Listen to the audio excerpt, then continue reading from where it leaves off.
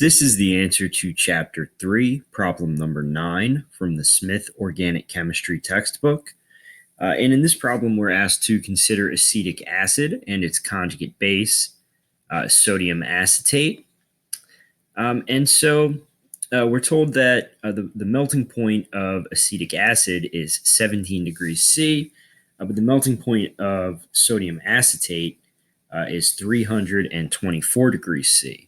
And we're asked to account for this very wide difference.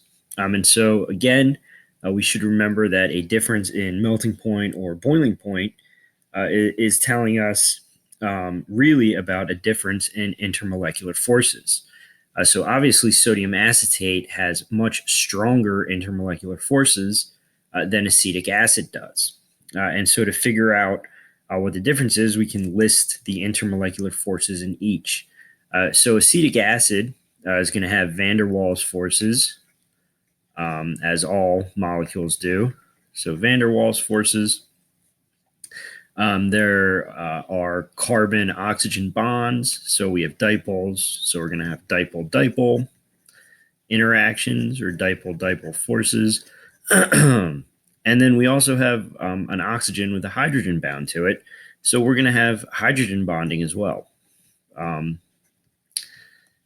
And so this seems like a pretty strong intermolecular forces for this molecule to have. However, when we look at sodium acetate, we're going to have van der Waals forces, of course.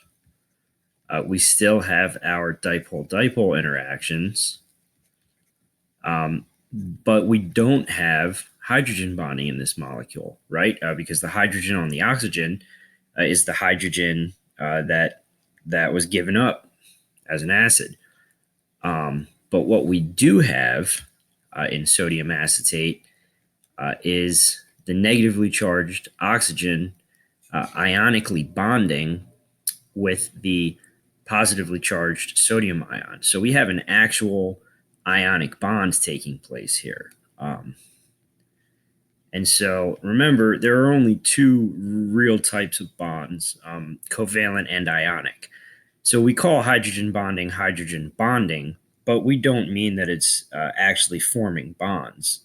And so an H bond is a very strong intermolecular force, but it's not a bond. An ionic bond is orders of magnitude stronger than a hydrogen bond. And that alone is what accounts for this substantial difference in melting points. You're talking about a compound with an ionic bond in it versus a compound without.